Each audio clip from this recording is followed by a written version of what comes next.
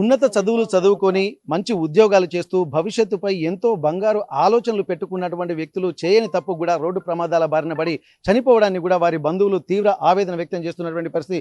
ఒక్కసారి వారి బంధువులతో మాట్లాడదాం.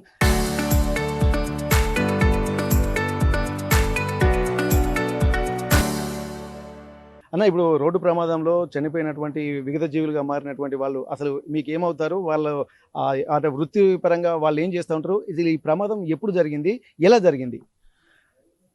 डॉक्टर हबीबा हफ्सा डेंटल आमे అరౌండ్ 27 ఇయర్స్ రాత్రి అరౌండ్ 2:20-2:30 మధ్యలో ఈ ఇన్సిడెంట్ జరిగింది. గుల్బర్గా నుంచి హన్మకొండకు రిటర్న్ వచ్చే సమయంలో ఇది జరిగింది. ఇది లారీ ఓవర్టేకింగ్ కారణం ప్లస్ రోడ్ సర్ఫేస్ ఒక ఇష్యూ ఉండే, డ్రైవింగ్లో ఎలాంటి పొరపాటు లేకుండే, లారీ చేజింగ్ సర్ఫేస్ ఏరియా కొంచెం తక్కువ ఉండడం వల్ల చేజింగ్ ద్వారా ఈ అదుపు తప్పి ఇదొకటి జరిగింది. డాక్టర్ హబీబా హఫ్సాతో పాటు 26 years old Asaduddin software Mahindra టెక్లో యాజ్ ఎ సాఫ్ట్వేర్ ఇంజనీర్గా పనిచేస్తున్నాడు. He is unmarried. Doctor Habiba Hafsa Gulbarga 2.5 years back marriage చేసి అక్కడ ఇవ్వడం జరిగింది. ఆ అమ్మాయి నాకు సిస్టర్ అవుతుంది. ఈ అబ్బాయి వచ్చేసి మా అక్క కొడుకు అసదుద్దీన్. మ్యారేజ్ అటెండ్ చేసేసి మళ్ళీ 2.5 ఇయర్స్ అయింది మ్యారేజ్ చేసి. ఆ 2.5 ఇయర్స్లో ఈ ఇన్సిడెంట్ జరగడం అదే ఒకటే కుటుంబం. ఏమైతే వాళ్ళిద్దరు సేమ్. ఇప్పుడు మా అక్క అంటే చిన్న కూతురు అవుతుంది డాక్టర్ హబీబా హఫ్సా. మా పెద్ద అక్క కొడుకు అసద్. అంటే అంత బంధువులే అంటే ఒకటే ఫ్యామిలీ అండి. ఒకటే ఫ్యామిలీ, ఒకటే 2 వెహికల్స్. ఒక వెహికల్ సేఫ్ సైడ్ ఉంది, ఇంకొక వెహికల్లో ఇది జరిగింది ఎర్టికాలో. ఒకే వెహికల్ ఉన్నటువంటి వాళ్ళే జరిగిందండి ఇది. ఇప్పుడు నిజంగా ఇప్పుడు మీరు చూస్తున్నారు, ఎందుకంటే ఓవర్ స్పీడ్ అనేది, ఓవర్టేకింగ్ అనేది కూడా చాలా స్పీడ్లో లారీలో ఓవర్టేకింగ్ అనేది 4 వీలర్స్ 2 వీలర్స్కి ఎలాంటివి లేదు. ఈ హెవీ వెహికల్స్ వచ్చేసి లారీస్ కానీ ఇలాంటివి వచ్చేసి అసలు ఆ సర్ఫేస్ ఏరియా, ఆ ఏరియా వన్ లైనింగ్ వల్ల ఇక్కడ ఓవర్టేకింగ్ రఘునాథ్పల్లి తర్వాత చాలా బీభత్సంగా ఘన్పూర్ వరకు లేదా మడికొండ వరకు ఒక ఓవర్ఫ్లోలో ఉంటుంది అక్కడ. ఈ నైట్ ఇష్యూ అందులో మన్మానీ చేస్తారంట వీళ్ళు, లారీస్ వాళ్ళు. అక్కడ లేదంటే వాళ్ళు రఘునాథ్పల్లి టోల్గేట్ ఉంది కదా, అక్కడ స్టే చేస్తారు, లేదంటే ర్యాపిడ్గా వెళ్ళిపోతూ ఉంటారు వాళ్ళు. ఇది ఒక మేజర్ ఇష్యూ ఉంది అక్కడ. ఇక్కడ సిన్సియర్గా ఒక వెల్ డిసిప్లిన్డ్గా వెళ్ళే వెహికల్స్ కూడా 4 వీలర్స్ కానీ 2 వీలర్స్ కానివ్వండి, వాళ్లకు ఎలాంటి అవకాశం కూడా లేకుండా ఇష్టం వచ్చినట్టు వెళ్ళిపోతూ ఉంటారు. నేను ప్రాక్టికల్గా ఇది ఈ రోజు మాత్రం జరిగింది ఇది. నేను ఆన్ ది వే నేను ఒక 4-5 సంఘటనల ఇష్యూస్ నేను చూసినాను నేను.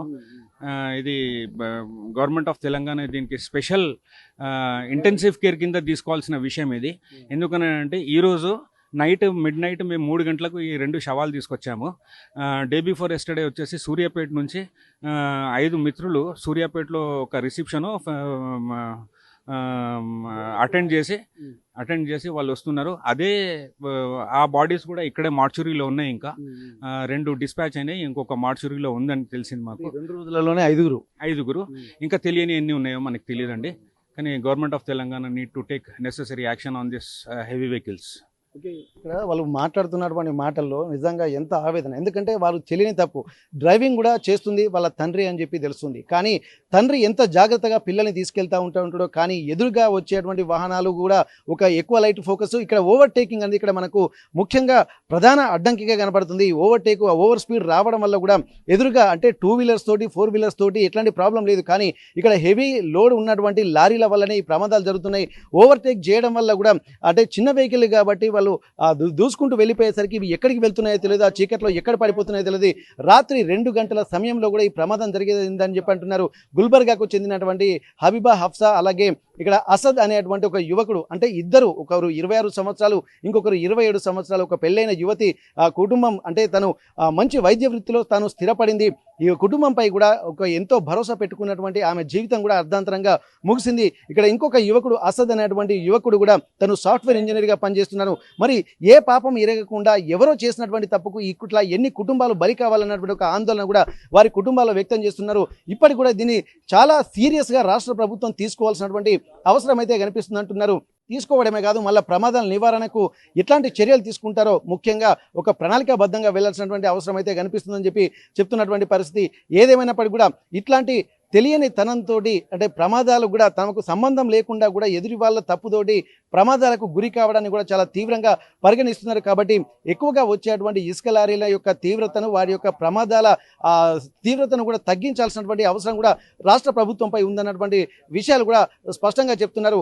మంచి వృత్తిలో స్థిరపడుతున్నటువంటి డాక్టర్ హబీబా హఫ్సా అలాగే అంటే అసద్ కూడా చనిపోవడాన్ని ఇక్కడ వాళ్ళు మాత్రం జీర్ణించుకోలేకపోతున్నారు. ఒక బాధ తప్త హృదయాలతో ఆవేదన పూరితమైనటువంటి ఆలోచనలతో ఇక్కడ రాష్ట్ర ప్రభుత్వానికి విజ్ఞప్తి చేస్తున్నటువంటి పరిస్థితి. జనగామ నుండి కెమెరా పర్సన్ వంశీతో వెంకటరత్నం, RTV వరంగల్.